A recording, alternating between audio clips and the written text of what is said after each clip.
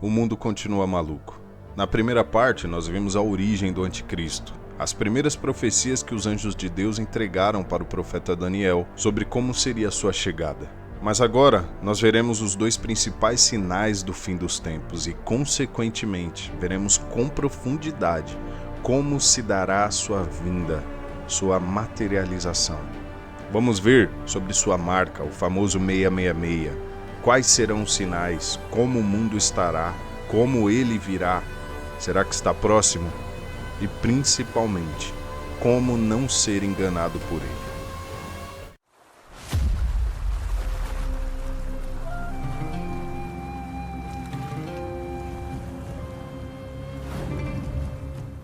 Agora, irmãos, vamos esclarecer algumas coisas a respeito da vinda do nosso Senhor Jesus Cristo e de nosso encontro com Ele. Não se deixem abalar nem assustar tão facilmente por aqueles que dizem que o dia do Senhor já começou. Não acreditem neles, mesmo que afirmem ter recebido uma visão espiritual, uma revelação ou uma carta supostamente enviada por nós.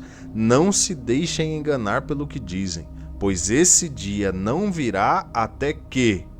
E aqui eu dou a pausa para expor o que o apóstolo Paulo está deixando claro, que antes do dia do Senhor, antes do retorno de Jesus Cristo no fim dos tempos, acontecerá. Ou seja, a vinda do Senhor não ocorrerá sem que antes aconteça esses dois sinais que o apóstolo Paulo está falando. Então, continuando o versículo.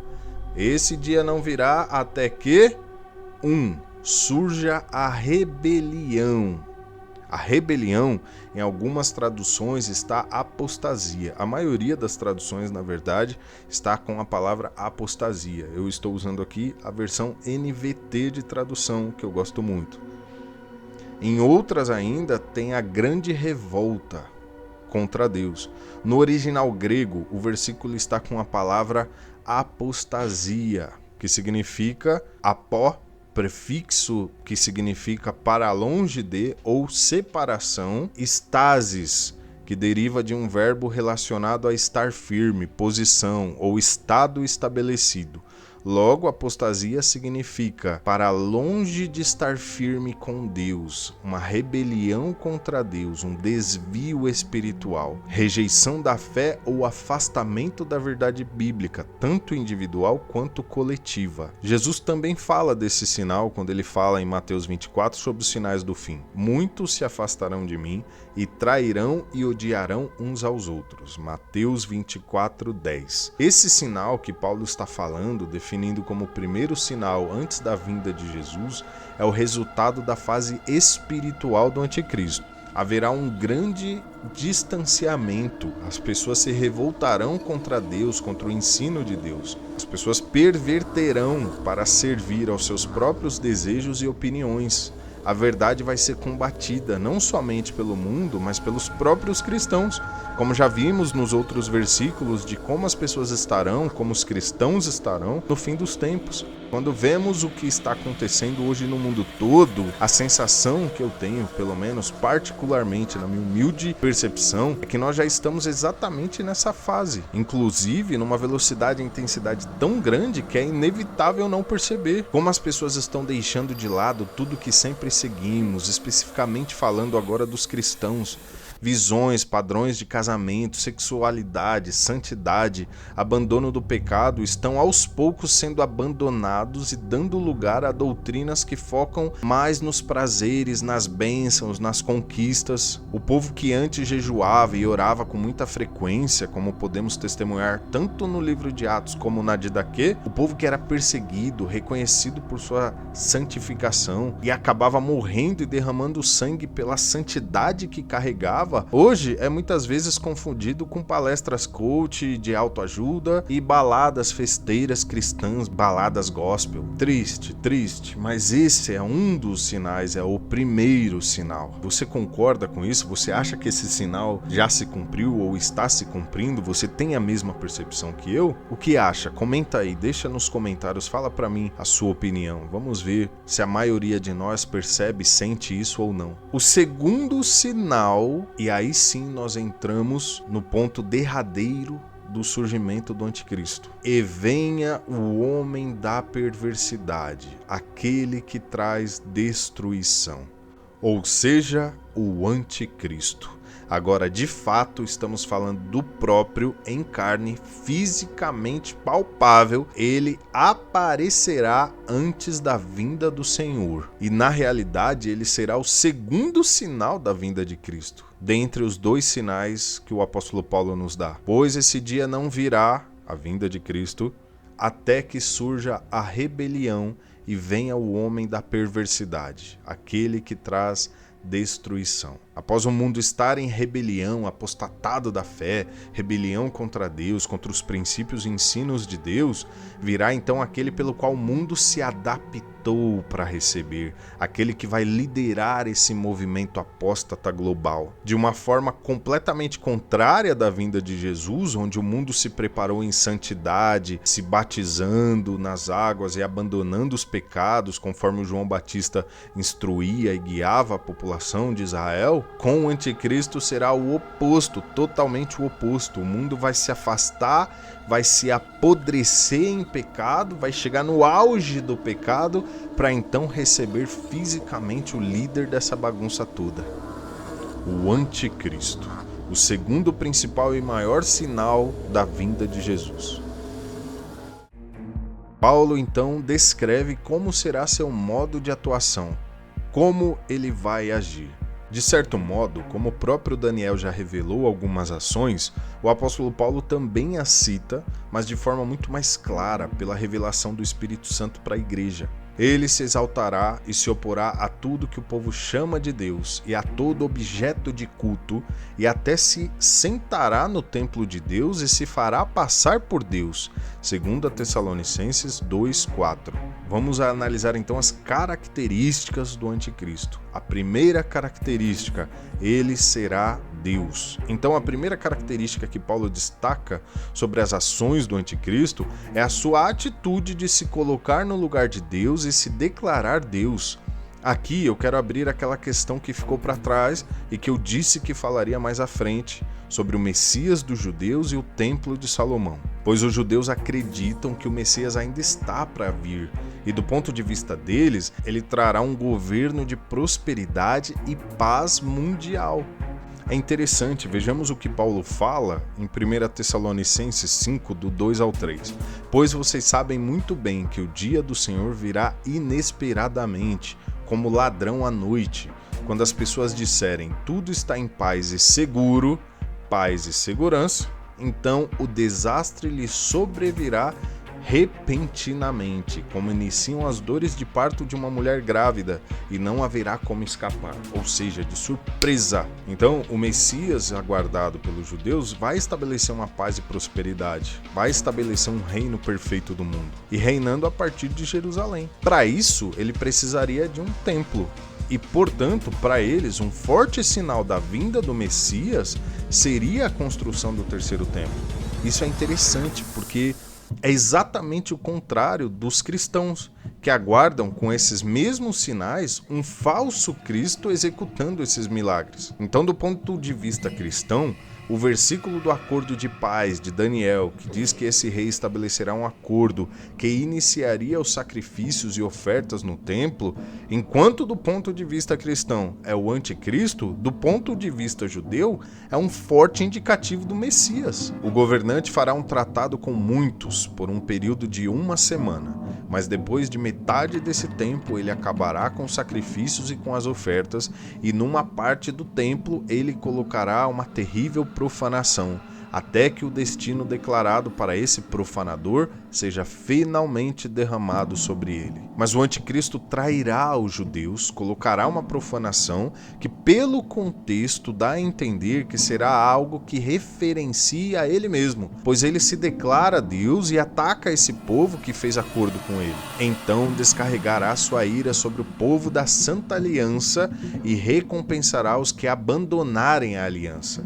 Seu exército tomará a fortaleza do templo, contaminará o santuário, acabará com os sacrifícios diários e colocará ali uma terrível profanação. Então ele ataca, ele derrama sua ira sobre o povo da Santa Aliança. Possivelmente porque ele vai se colocar como Deus e não vai mais concordar que as pessoas adorem outro Deus, que seria o nosso verdadeiro Deus. Teoricamente, seria um falso Messias que ludibriaria os judeus e inicialmente fazendo-os acreditar numa coisa, mas depois despejaria esse seu ódio contra eles. Como vemos, para tudo isso acontecer, é necessário que haja esse templo, onde ocorrerão os sacrifícios e os rituais. Porém, o último templo de Salomão foi destruído no ano 70 pelo Império Romano. Na grande revolta judaica contra o Império Romano, em 66 a 73 d.C., o general Tito, filho do imperador Vespasiano,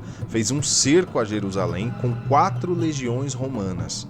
Cada legião tinha 5.000 homens, tendo um total de, no mínimo, 20.000 homens, fora outras forças auxiliares. Por que tudo isso? O objetivo dele era realizar um cerco total, impedindo, além da saída e entrada de pessoas, um corte total nos suprimentos, que levou Jerusalém ao seu fim. Segundo o historiador Flávio Joséfo, a fome foi devastadora, ao ponto de levar as pessoas ao canibalismo. Há relatos de mães cozinhando seus próprios filhos para sobreviver. Isso está no livro Guerra dos Judeus, livro 6, capítulo 3. Por isso, muitos acreditam que a profecia de Jesus, falando inclusive sobre o ai das grávidas, já teria ocorrido. Que terríveis serão aqueles dias para as grávidas e para as mães que estiverem amamentando. Mateus 24:19. Mas assim como a outra profecia não culminou no fim de tudo, não concretizou o final dos tempos, as estrelas não foram abaladas e o justo juiz que é Deus ainda não veio e destruiu toda a realidade do juízo final, então obviamente esse não era o cumprimento profético. Embora até pareça, tenha muitas conexões, as grávidas e sofrendo um cerco de um império, um rei maligno do ponto de vista de Deus, aparentemente, isso fica apenas de modelo, serve apenas de modelo para nós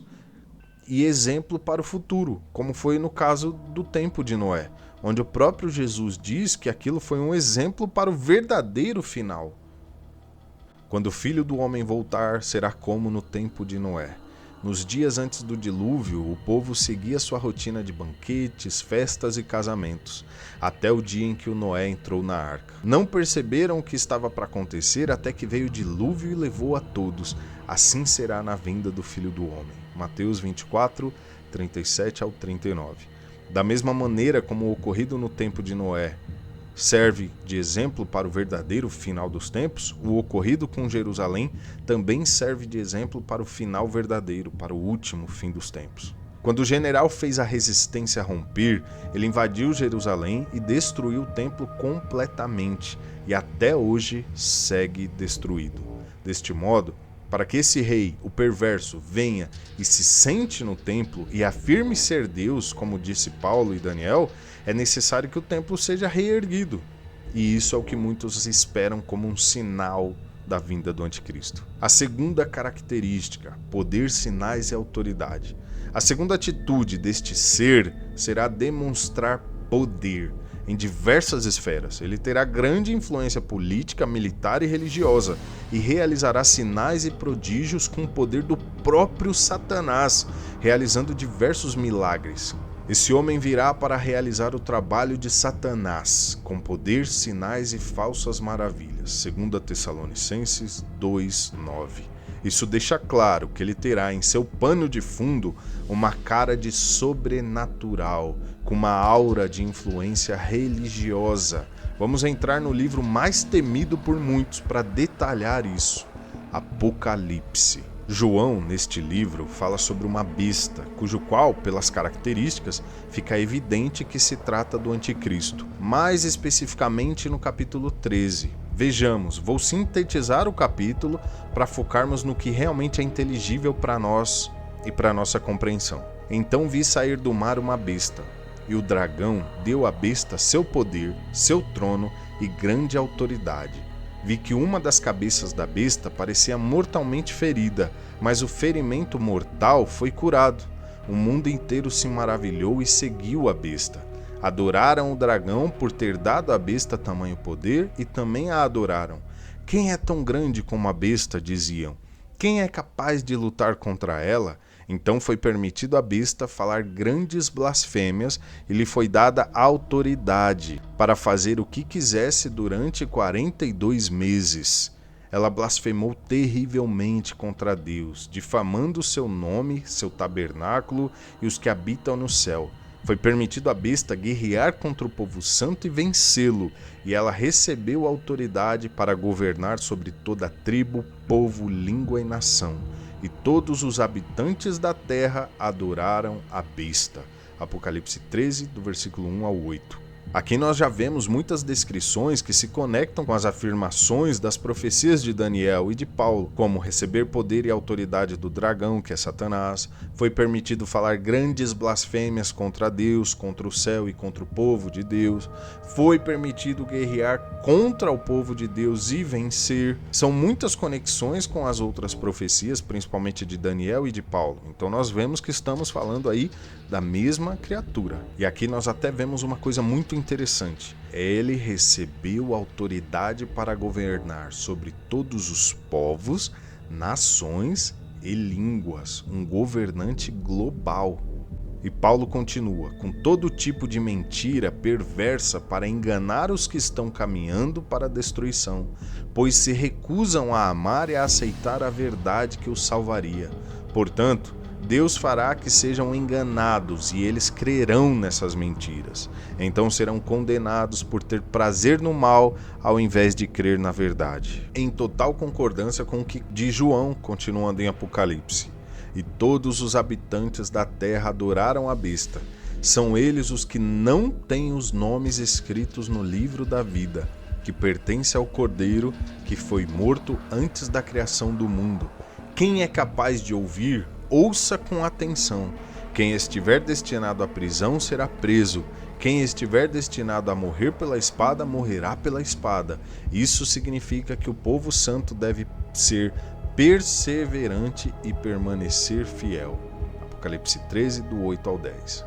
Aqui nós vemos uma coisa interessante. De modo resumido, as pessoas que serão enganadas pelo anticristo serão aquelas que não possuem o Espírito de Deus, que não têm Jesus como seu Senhor de fato. No mais, todos os outros serão enganados. Somente quem tem um nome no livro da vida vai escapar dos enganos e das mentiras do anticristo, porque ele terá poder para enganar os povos da terra. Tamanho poder que lhe dará autoridade sobre todas as nações, e as pessoas concordarão com seu governo. Possivelmente, ele seja até mesmo eleito pela sociedade do mundo rebelde e apóstata do fim dos tempos. Terceira característica, influência.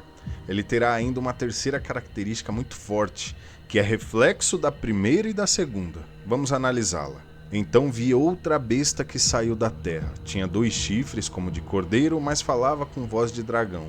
Exercia toda a autoridade da primeira besta e exigia que a terra e seus habitantes adorassem a primeira besta, cujo ferimento mortal havia sido curado. Realizava sinais espantosos, chegando a fazer fogo descer do céu sobre a terra à vista de todos. Enganou os habitantes da terra com os sinais que lhe foi permitido realizar em nome da primeira besta. Ordenou que fizessem uma grande estátua da primeira besta, que havia sido mortalmente ferida e sobrevivido. Então lhe foi permitido dar vida a essa estátua para que ela falasse. E a estátua da besta ordenou que fossem mortos todos que se recusassem a adorá-la. Exigiu que grandes e pequenos, ricos e pobres, escravos e livres, todos recebessem uma marca na mão direita ou na testa, e ninguém podia comprar nem vender coisa alguma sem essa marca, que era o nome da besta ou o número que representa o seu nome. Apocalipse 13, do 11 ao 17. Haverá uma segunda besta, chamada de falso profeta, em Apocalipse 19, 20, ele é chamado dessa maneira, que servirá para fazer sinais e fazer com que as pessoas adorem a primeira besta, que é o anticristo.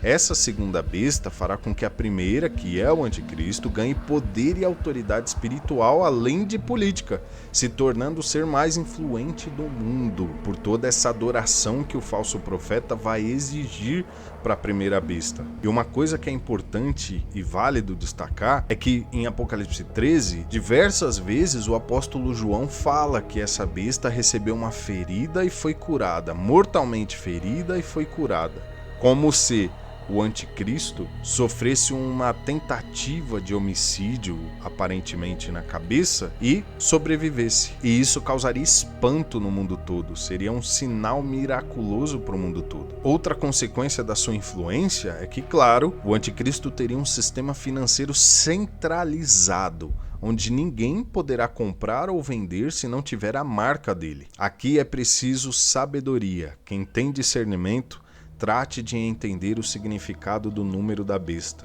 pois é número de homem, seu número é 666.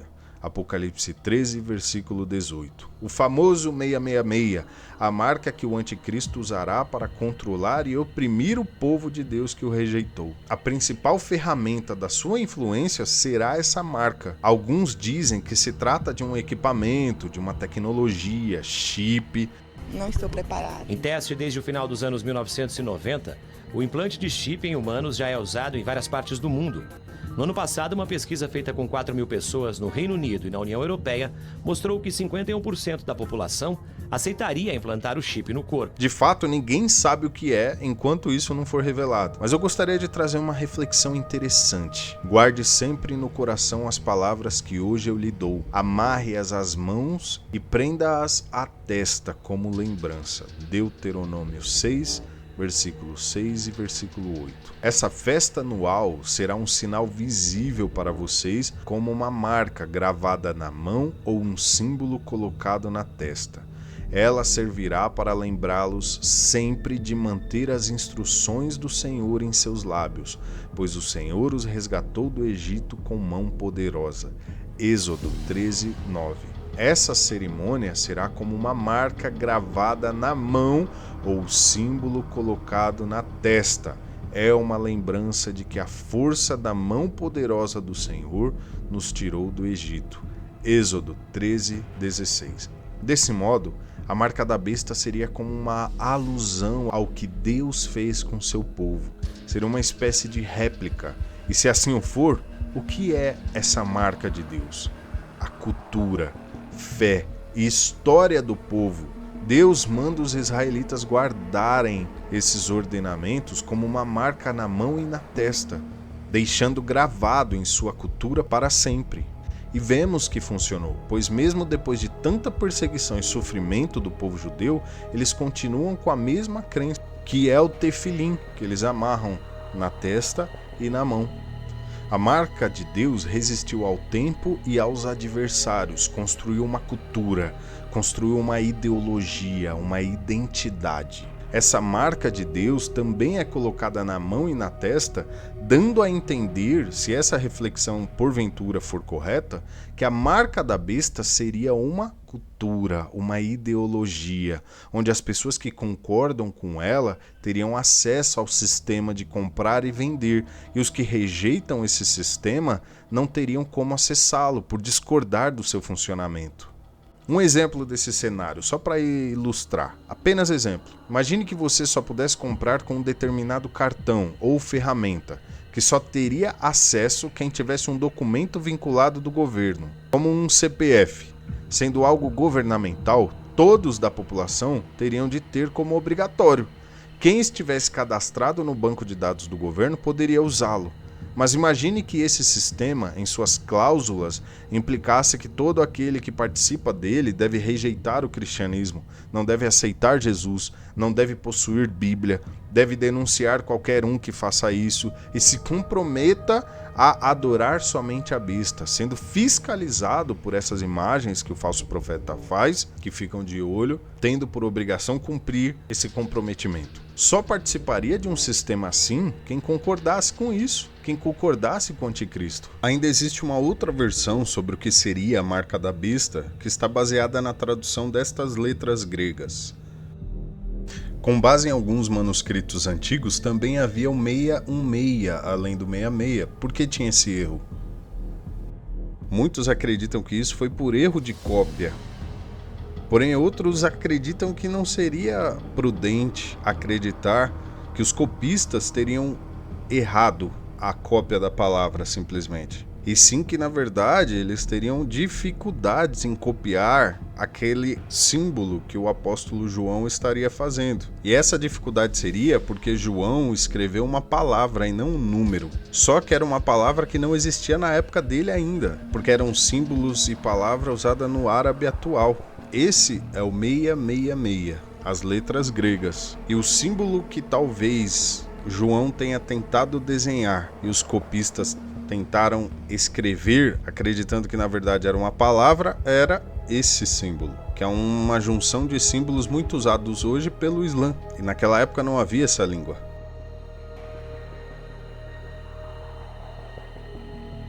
Somando isso ao fato de que grupos radicais costumam decapitar suas vítimas de acordo com seus costumes, conforme está escrito em Apocalipse, capítulo 20, versículo 4. Mas independente de qual teoria é a correta, não tem como sabermos antes do tempo, são meras teorias. Obviamente que as pessoas que creem e aceitam a Deus e ao seu Senhor Jesus, nem que morram, farão como Sadraque, Mesaque e Abednego. Por isso o anjo diz a João: quem é capaz de ouvir, ouça com atenção.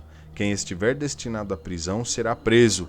Quem estiver destinado a morrer pela espada, morrerá pela espada. Isso significa que o povo santo deve ser perseverante e permanecer fiel. Ou seja, vai acontecer uma perseguição e não vai ter jeito. Vai ter que permanecer fiel, vai ter que perseverar, sabendo que o sofrimento é inevitável. Segundo as falas de Jesus e de Daniel, será um período de sofrimento como nunca houve, nem jamais haverá para o povo que pertence a Deus, pois ele terá o poder de vencê-los. Só vai resistir quem tem o nome escrito no livro da vida. Todos os demais vão ser levados por essa cultura imposta pelo anticristo de forma global. Ele vai derrotar o povo de Deus e, na minha opinião, ele os vencerá politicamente, religiosamente, militarmente, ideologicamente e de todas as maneiras que ainda restarem. O anticristo vai mandar e governar no mundo. Sendo assim, meus amigos, quem será o anticristo? Será um rei que se levantará e, com a permissão de Deus, blasfemará contra Deus. Se colocará no lugar de Deus, terá autoridade mundial e perseguirá com toda a força e ímpeto o povo de Deus no mundo inteiro.